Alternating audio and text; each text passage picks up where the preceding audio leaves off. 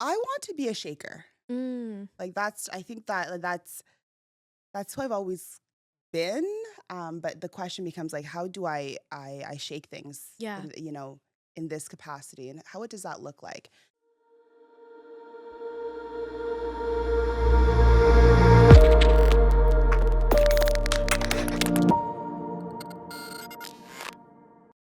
Welcome to Conversations for a Feminist Future. My name's Marija, and I am joined here today by Brooke, Navya, and Cléche. Thank you all so much for joining us. How's everyone doing today?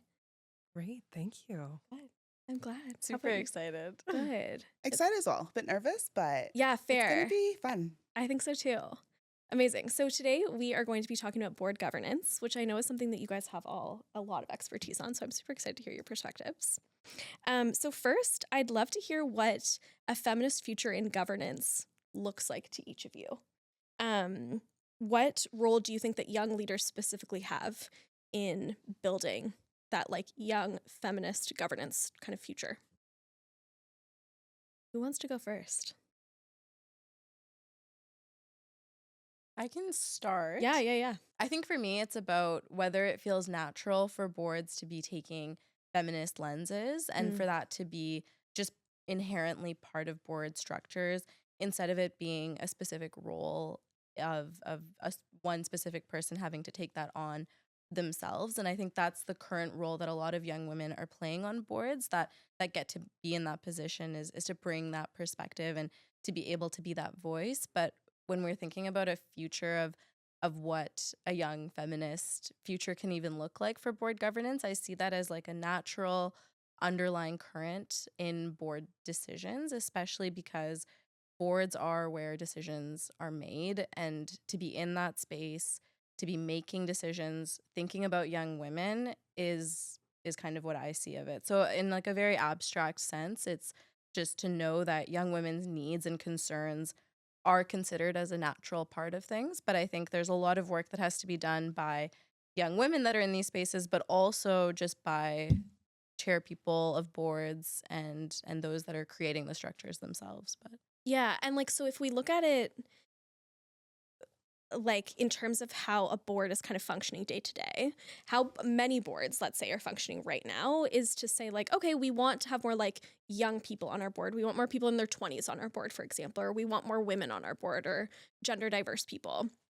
So let's make sure we recruit one, right? And then they're kind of taking on the role of being like maybe like the voice of a young woman in the room kind of thing, rather than it being like integrated into the full board structure and how they operate and what other people on the board are regularly considering. Is that kind of fair to say to summarize? Yeah, for sure. Nice. Cool. What are other thoughts? I think to add on to that, because I think that was like just such a really good point and just such a beautiful way to start the conversation. I think it's perhaps because there's maybe some of that disconnect between why do you want young people on the board? Yeah. Why do you want women on the board? Or why do you want more gender diverse individuals on the board, right? And perhaps the inability of some boards to answer that why. And I think at a time right now where we're seeing the rollback of a lot of things going on right now, to put it in a very polite way, it's perhaps because some did not have that why, right? Because they, and I think when you don't have that why, it makes the board governance space not very inclusive of the people you're seeking to bring on. And they enter these spaces having to do a lot to kind of carry the message. Yet I think we forget there's just so much diversity, right? There's so much diversity in young people. And that one young person represents on a board represents a very has a very powerful voice and a very important perspective, but they don't represent the perspective of all young people, right? And it's important to manage that. But I think the lack of why can kind of lead to that. And I think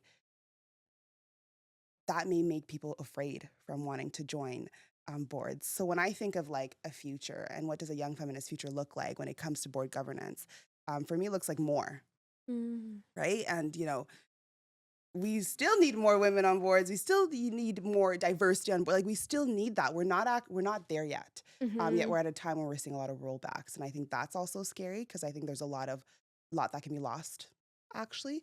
And for me, it's a reminder that like, progress isn't always guaranteed. And what are the things that we take for granted sometimes? because I guess overnight it can be kind of rolled back. So, you know, I've joined a board this year, and I'm kind of thinking about like, what does this mean for me right now, and how can I support what I care about, and um, how can I ensure that like I'm taking up the space that I was given, um, but doing so in a way that's like authentic to me. Yeah, I love that. And I think to your point of like the board's why for bringing someone on, I think it really gets to that core of like, is this something that we want to truly integrate into our board, or is it just something that we want to be able to like check it off, where somebody's saying like, oh, we don't have enough women on our board, oh, we can check off adding one more kind of thing.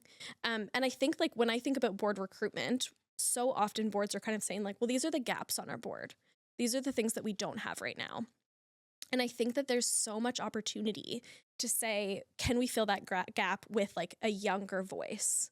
Because so often it's like, well, these young people that we're bringing in the room, look at the opportunities that we're providing them with, right? Like, oh, we're giving them like career experience, we're giving them this network, but it's also like the incredible like skills and perspective and unique experiences that young people are bringing to boards, and especially young women and gender marginalized people. So often I think can fill those gaps and be a really clear answer to that like why question that also makes it feel like a more natural fit instead of like a tokenized kind of checkbox. Yeah. Those are great insights. And I think that gets to a question about equity of voices on boards. Yeah. There are inherent power dynamics that exist on boards that are even built into governance structures. Yep. By its very nature, there is a hierarchy within a board. So finding that equity within the voices, everyone on a board is probably there because they fill a skill need that they have. Yeah. The treasurer is often someone from finance. You have people who can help fulfill the mission and the role through their expertise. And I think youth voices are sort of put in that same category, like you're saying. It's, oh, I checked that off. But it's how a board is able to function cohesively and reframe some of that governance structuring to ensure that those power dynamics are outside of a board. If a board can act in a way where you can have dissenting voices and opinions, you can have robust discussion, doesn't matter what you were brought on for, what gap to fill, you are there now as an equal voice and an equal player in the conversation.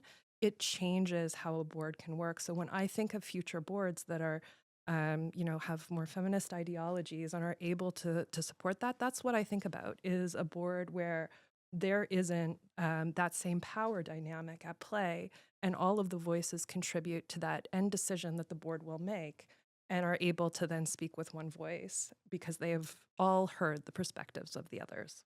Yeah. And I think that's something so cool that we're seeing specifically, especially with like the Gen Z generation, is they're less worried about those power dynamics. Like, speaking as a millennial who like very much came up through my career of like having almost like a reverence to some power dynamics, and it being something I've kind of learned over time, that there is so much value in kind of questioning status quo, questioning why things are being done a certain way. But that took me a lot of time. And I think we're seeing a lot of like Gen Z come in and go like, this doesn't really make a lot of sense. Like, why are we doing it this way? And being so much more comfortable kind of saying that right off the bat. And I think that disruption can sometimes bring like the variety and the like perspective that so many boards really benefit from. Absolutely. So, Brooke, I'll ask this question actually of you next. I'm interested to hear if you've seen times like throughout your career or on the board at Randstad, times when like a youth voice has kind of come in and brought like a lot of great value, or maybe changed things up a little bit, or brought a new perspective that hadn't been considered before.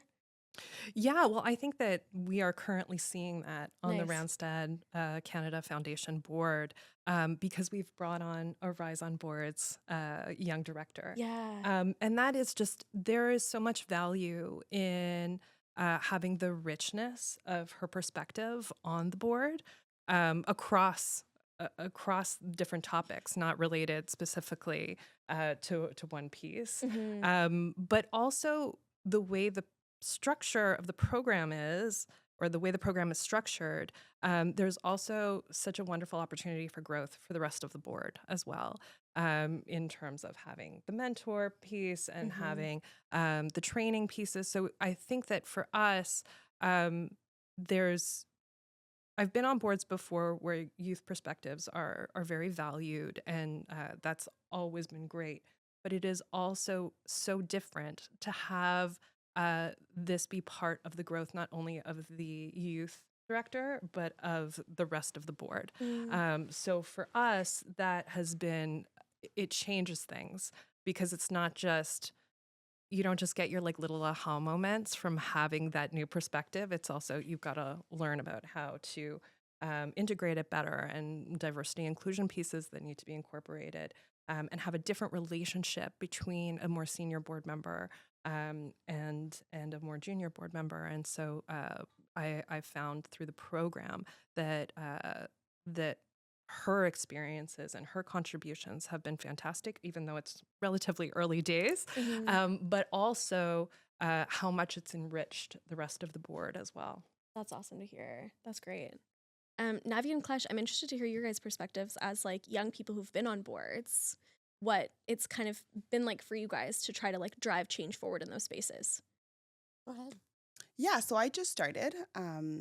So it's definitely new for me, but I'm super excited about it. I'm working with I've been placed on an amazing non-for-profit. So I've been lucky that Rise and Boards helped me find that placement. But I will say that you touched on something very key, mentorship. And I think for a lot of young people, like what the early start of our careers, and there's really a beautiful opportunity there. I think there's an opportunity for young people to give and to have their voices be there, but also a really cool opportunity for them to kind of receive that informal mentorship. There's just so much wealth of experience on boards oftentimes. And I think for me to be a young person in a space where I'm just like learning so much from everybody around me, like that has also been so empowering, because I don't know in what other setting would I be with some of the board members I sit with, and just the ability to just like even just look at how they problem solve and how they look at it, how they look at like addressing a challenge, the organization I'm working with is facing, or so on, has just been super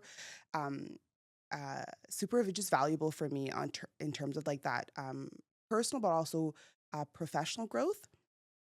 I think it's also nerve-wracking. I think that also has to be talked about. Yeah. Like, I think it's a big step sitting on a board. It's, a lot of responsibility, legally also as well, I must say.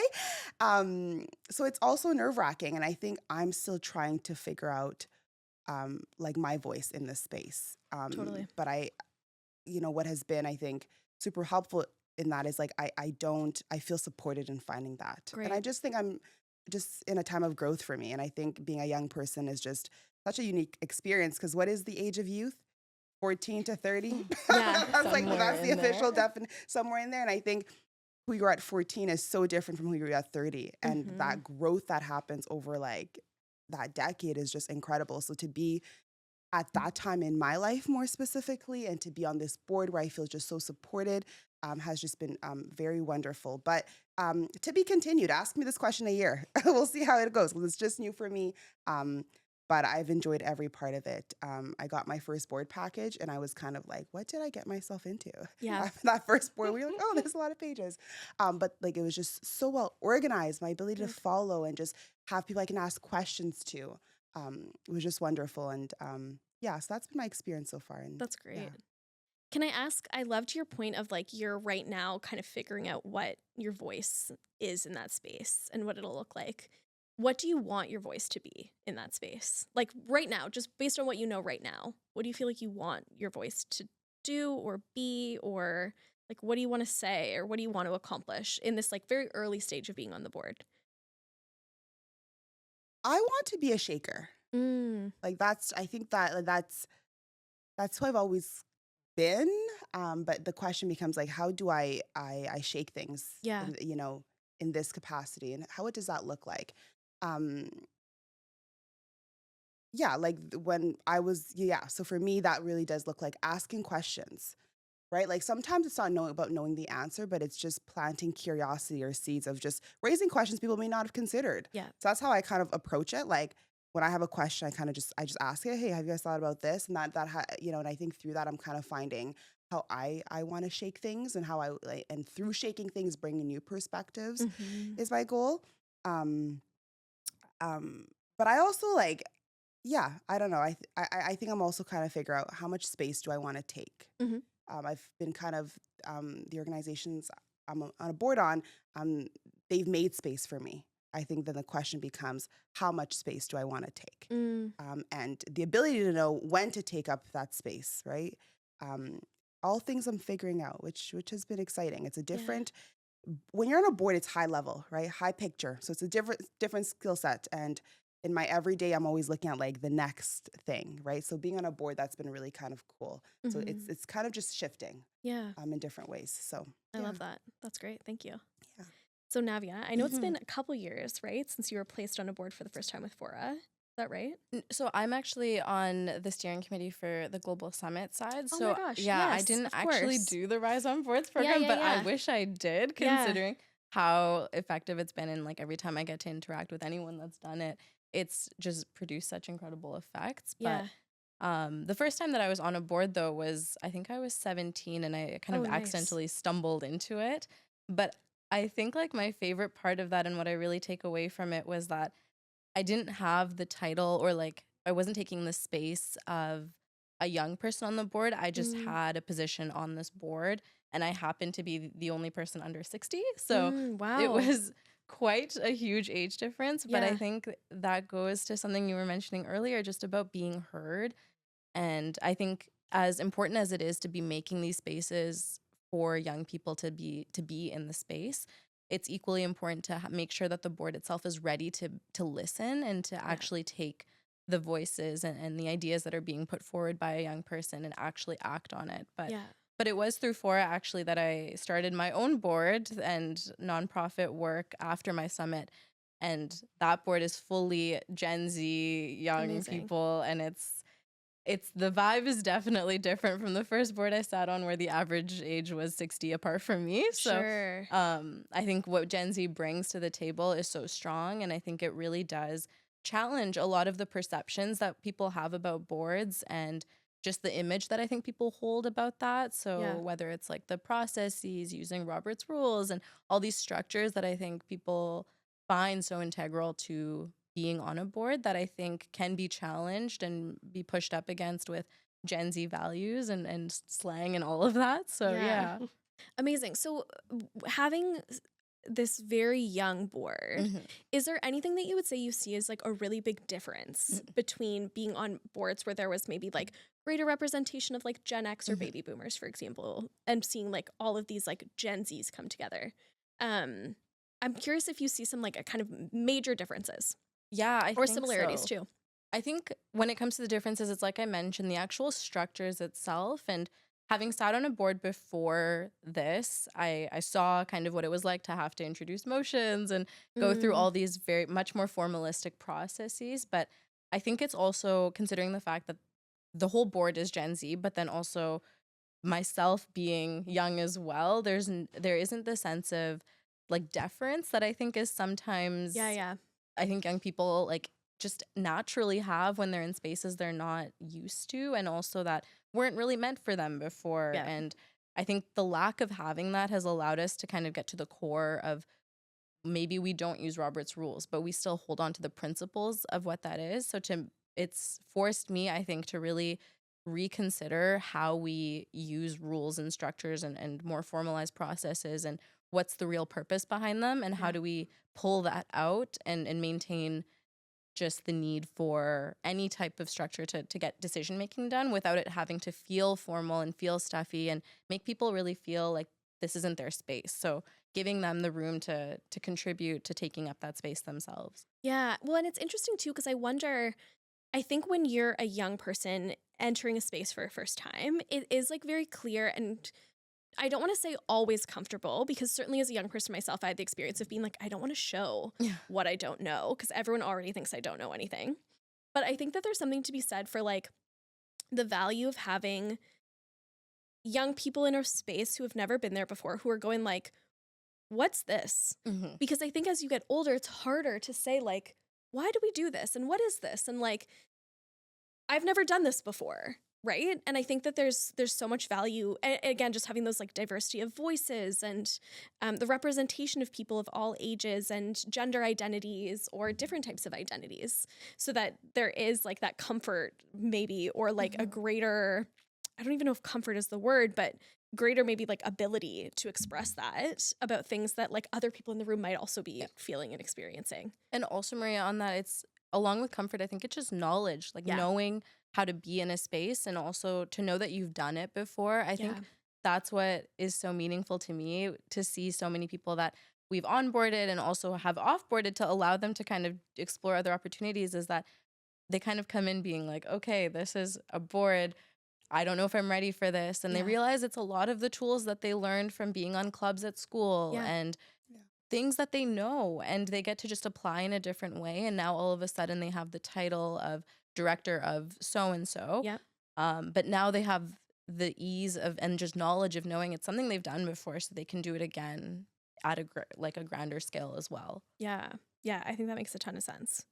I'm curious to hear from all of you what barriers you see still existing for young people, and especially like young women and gender marginalized people, to be able to access board spaces, whether it's ones you've experienced yourself, ones that you've heard others experiencing. What is it that makes it hard for young people, and especially young people experiencing gender-based discrimination, to be able to access those spaces? At Fora, we have Rise on Boards, where we place young women, gender marginalized youth on boards of directors. You were sharing the experience of having one at Randstad Canada Foundation. I know you're on a board right now through Rise on Boards. So what barriers do you see young women, young gender marginalized people currently experiencing to be able to access a board space? So to get on a board themselves, if a young woman, a young non-binary person, for example, is interested in getting on a board, what are some of the things that you see them kind of coming up against right now to be able to do that? Go ahead. No, go ahead. Go ahead. I think one of the things that they could be experiencing is that often to get on a board, they like to see that you've been on a board. It's kind of like work experience. So there is already that existing barrier of, okay, well, what boards have you served on? And it's really interesting to me that that is barrier, given that for most boards the type of boards we're talking about, it's volunteer service, and youth have an incredible abundance of volunteer service. So when framed differently around what board service is, you just have such depth and breadth when you're talking about youth, who are our key demographic for volunteerism. But I think that remains, and that may be part of, the more antiquated piece of the board nomination process is when telling them about you, tell them about your board experience and what skills you brought to that. And so you're already asking youth who are uncomfortable in that space anyways to now try and reframe their experience to fit this, which is an automatic barrier. And then if you add in the gender bias piece to it, that women are just still not proportionally represented on boards, there is a very good chance that experience isn't going to come well into their 30s. Yeah. Maybe never, actually. Most women who serve on boards are over 50.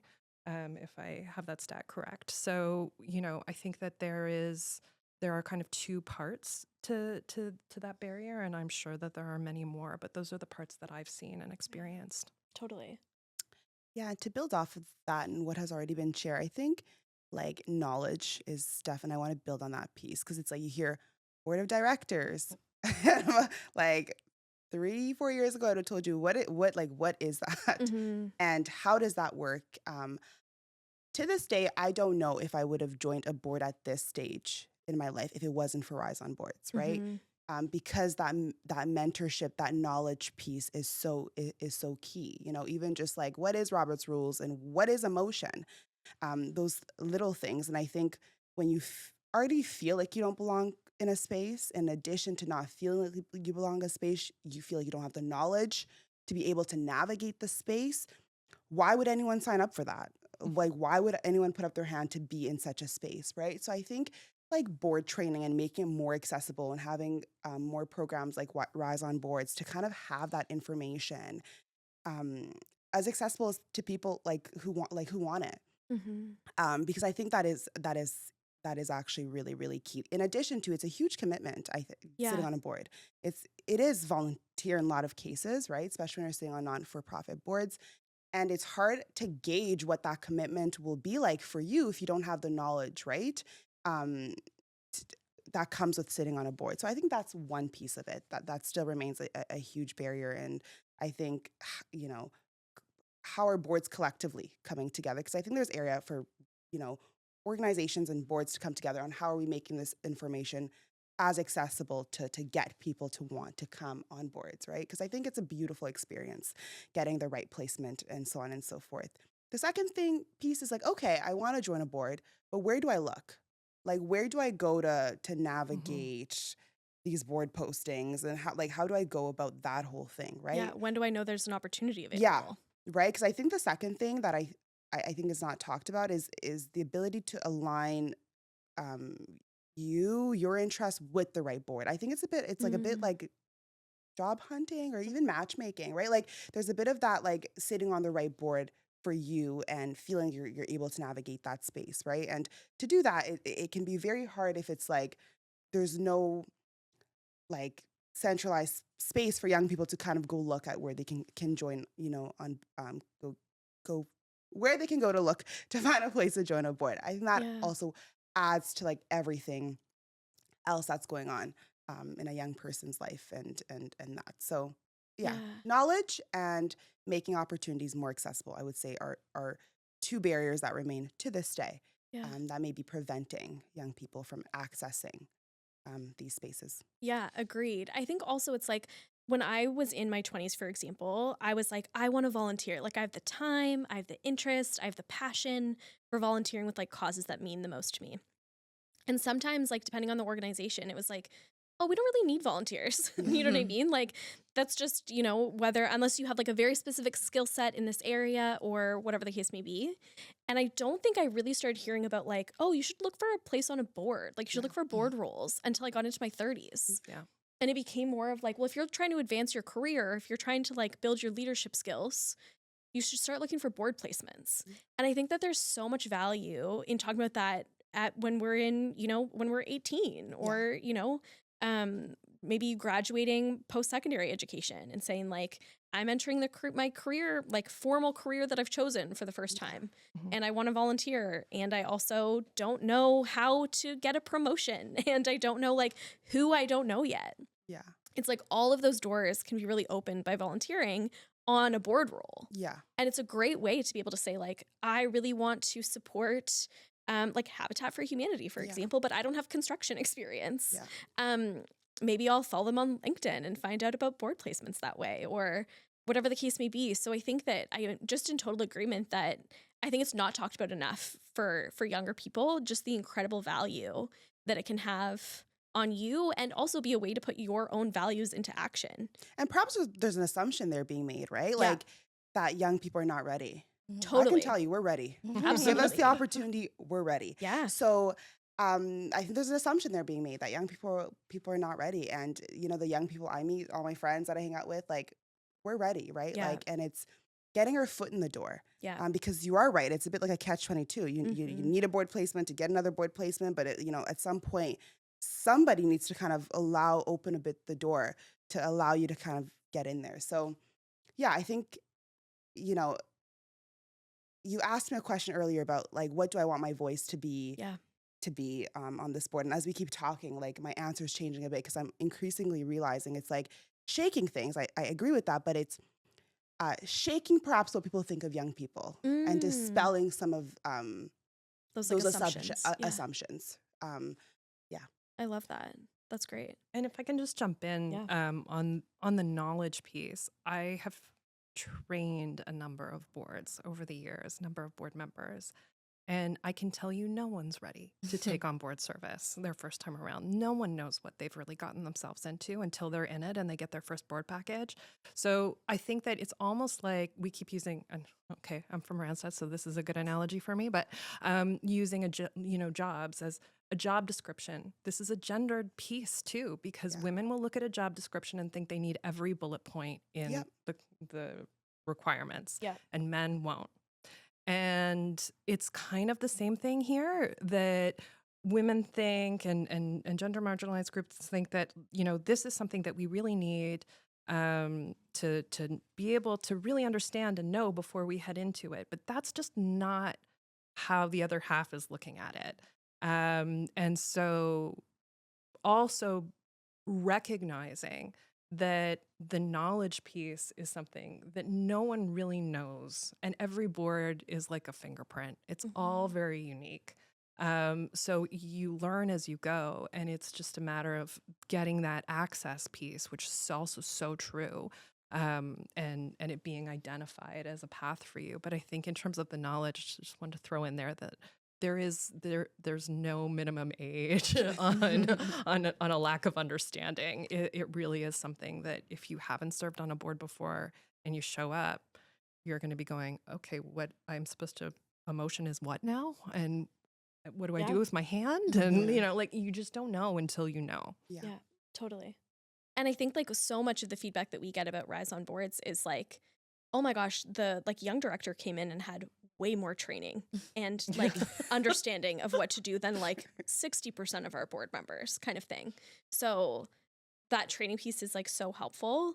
But also I think it's helpful to know you're not the only one in the room that is going what's going on here, Yeah, absolutely. Yeah. It's just, I think to your earlier point, when you're older, you hide that better. Yes. You've learned how to just kind of poker face it and power through.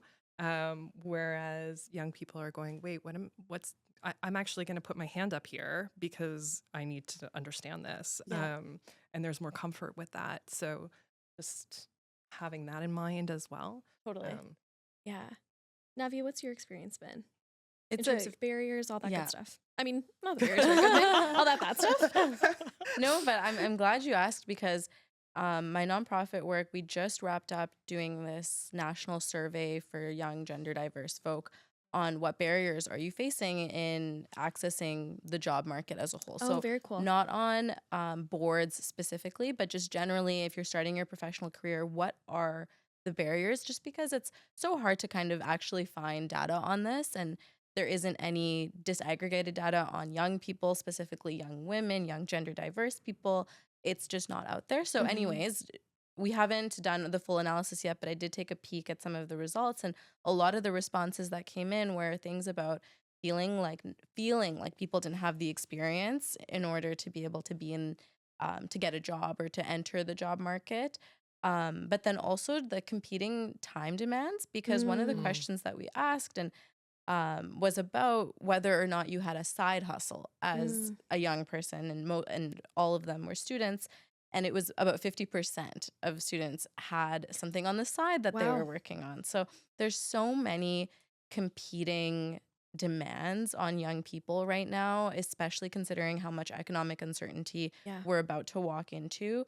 And the weight of that is really on young people's minds. And we're aware that anything we do has to be supplemented by other work. So whether or not it's paid work or unpaid, through board membership and everything, I think it's also about making one of the barriers then is about making sure that people are supported for board service. So whether that's financial compensation, or at least just ensuring people can get to these board meetings, or making them accessible through Zoom, allowing people to be more flexible, I think is necessary for young people to actually have meaningful participation, because it's a generation that just doesn't have the luxury of one job anymore. No, absolutely. So that's one thing. And then the other thing being on the feeling of lack of experience, it was mentioned that a lot of young people, and young women in particular, young gender diverse people, feel a greater sense of needing to be more accomplished in order to be in the room, whereas other people don't necessarily think about any of it, and they just apply. And I think there's a difference between not having experience and then feeling like you don't have experience, because I think a part of it is like rebranding, but also to understand that these skills are learned, and it's not natural for anyone to know how to operate in these spaces, because it is very constructed and weird, honestly, at times. So to know that it's learned and that you can learn those skills, and having that learning accessible through programs like Rise on Boards, and making sure that all boards have some level of kind of an introduction to what the board even is before joining, I think is key. Because I've even noticed on my board that the board members that stick around and are really there and want to continue extending their terms are ones that start around the time that we do strategic planning. And the ones that come in later or at midpoints through the year just don't have the same sense of belonging, because I think honestly it's just not really knowing what's going on as much as someone who's contributing to strategic planning and being able to understand all of the ins and outs and intricacies of board membership, that I think allows people to just feel more confident in those spaces. Yeah. So since we've been talking about barriers, I'd love for us to chat about a few ways that, like I was saying earlier, like boards can help remove some of those barriers, and then also how young people can navigate them as well and like kind of overcome them. So Brooke and Navya, I'd be interested to hear from like a board recruitment standpoint, what, even if we can just share like with folks listening, what is the approach that your boards take to recruit new members? Where can people look out for opportunities like that? And what can they do to make themselves really appealing as like a candidate for a board? Sure. Yeah, so in terms of recruitment, I will also admit that because it's a young board, and I think a very, very different perspective from Brooke, it's the challenge is also getting itself out there. And being such a young board, the most effective way that we've been doing recruitment is through referrals, just because when one young person kind of knows another person that they want to get involved in these things, it's the easiest way we find to have people come on. But ideally, it would be through really just general open recruitment through social media. And that's another thing that we did find in our survey, that young people are looking to LinkedIn and any type of online service to be able to find job opportunities. So for us, we recruit mostly through our newsletter, but and our Instagram, which I guess I can plug. It's at ncwib.ca. It's the National Collective of Women in Business. But in terms of the types of candidates that we look for, though, even though there's requirements usually listed or anything, I do try to make sure to meet with every single person that does apply, just to see, honestly, excitement levels and enthusiasm, because I think at this stage, it's mostly all undergrad students. And I think the most important thing is, are you excited at the idea of being on a board and being able to contribute to decision making and taking initiative? Because I find that it's hardest to have a board member that is not engaged and that doesn't take responsibility and initiative to start new things. And especially as a young board, people kind of take on everyone's roles and have to work a lot more scrappy. So I think those are the most important things for us, is just enthusiasm, excitement, and taking initiative. That's great. And maybe we can like take some tips away too. I think just like following the organizations that do work that you find interesting on like Instagram, LinkedIn is often where opportunities are posted. I think another one that's great is like Charity Village for nonprofits. We'll often post like volunteer board placements there. And I love that in terms of ways that you can really make yourself like stand out, and also just show like, this is the kind of board member that I'm going to be. And don't you want that board member? Like, that sounds incredible. I love that. Thank you. Brooke, what about you? Or what about Randstad? Well, Randstad is largely comprised of internal board members. Yes, yeah. So that recruitment process tends to be very similarly aligned. Who's going to be enthusiastic? Who's going to be a go-getter? What are we going to be able to do? We also have to make sure that we are representing the diversity of the businesses that we have. We also have 2 external board members, and so that tends to be more on a referral basis, and now the Rise on Boards program is part of that mix. But I also sit on the Volunteer Canada Board of Directors. And their recruitment process is obviously a lot more public and a lot bigger, because they're dealing with a large national board for a more public organization. So they ask different types of questions. there is no question on previous board service. Mm. It is just, what would you bring to the role? What interests you about it? What do you know about Volunteer Canada? What does volunteerism mean to you? And then the same sort of process of meeting with the individuals that have applied. I think that that's really critical, because also these are your future volunteers. Whether they make it onto the board or not, these are people that can be ambassadors and part of your network and part of the work that you do. So it's so important to take seriously a request to be part of a board. Yeah. And make sure, like you said, that you're putting it into everywhere you possibly can so that it gets picked up. Mm-hmm. And in our case, for Volunteer Canada, that's going across generations. So pick a platform. We need to be there to make sure that that we're hitting all the different marks and making sure that every generation is represented on the board. Yeah. I think there's another great tip in there too, that like if your company has a foundation, that foundation also has a board of directors. So like there's great opportunity there. I think like if you work in the corporate world, for example, you might not know the structure of many foundations.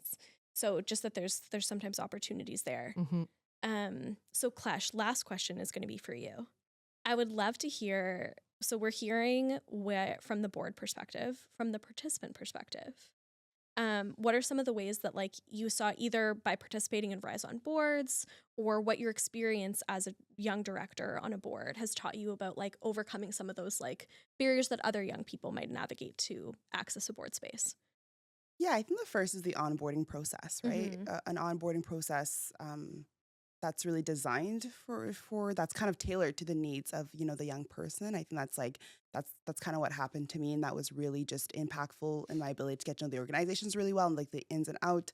And doing that before the first board meeting is really crucial, allowing people to kind of be able to fully engage in the first board meeting. And when that happened to me, I just felt more comfortable for that first meeting and felt very empowered. I was like, yeah, like I'm girl bossing and girl bossing hard. And it was just like a really cool moment to kind of know, like, yeah, because I was like supported so well in being able to kind of smoothly transition into sitting on this board, and I knew what was going on. The second thing is, then there's this question of like, well, before people apply, right? Like, what can you do? Because I think that's another thing, right? That before piece. And I would love to see boards, organizations at some point think about doing like open houses or like virtual open Love that. houses kind of geared towards people who are interested in joining their board, where they can kind of meet other board members, ask questions, and kind of see like, because the other thing too is like, who will I be working with on the board, right? And I think that can really make your desire to join a board. And I would love to see kind of organizations and boards themselves kind of think about that external piece, like how, if we're in an active board recruitment process, how can we kind of show more like what this board is about, because every board, like you said, is so unique and so on and so forth. And I think that, you know, an open house would allow young people to go and kind of see, okay, like the people are so friendly, and help kind of break that intimidation, right, of who are the people behind the board of directors. Because I think when you have a face to something, right, it makes it that much more approachable, especially when we talk about young people not taking themselves out, but throwing their hat in. And I think that piece could be key. And the last thing is just a board mentor, which happened to me, someone you can just ask questions with, right, and kind of bounce ideas with, whether it's before or after the board meeting, and to have that person for so long as the young person needs it, and to kind of remove a time constraint around that, because I think that's important. And a person that can also facilitate connections with other people, I think is really important. So those are some of the things that I think are important to help break those barriers. That's great. And I think there are things that boards can also do, and can do kind of like right away. Yeah, totally. And just to share too, the approach that we take at Fora that you guys are familiar with is we have our Rise on Boards program. We also have Rise on Boards Plus. So what we do with the core Rise on Boards program is we provide young people, so anybody who's a young woman, non-binary person, gender fluid, person who experiences gender-based discrimination between 18 to 29 can apply. We provide them with about 6 months of training. This largely delivered virtually, but through the Rise on Boards program, it is live. So there's opportunity to connect with like other people in your cohort, as you know well. Through Rise on Boards Plus, it's pre-recorded and folks can listen to it like at their, not leisure, but like at their availability, I should say. And then after that training, we've got some really cool like in-person stuff for Rise on Boards folks. We've got a conference that we host every year in Toronto. There's in-person training. And then participants are paired with a mentor on the board, which is what you mentioned. So that person really helps them navigate that board space. And then they're also placed on a board. For Rise on Boards Plus, we have an e-directory so that folks can kind of explore those different postings. So as we said, hard to know what opportunities are available, trying to make that a little bit easier for folks. And then participants in Rise on Boards also get a coach, so somebody that can help you with your career, with different things that you might be navigating to access those leadership opportunities and spaces of power.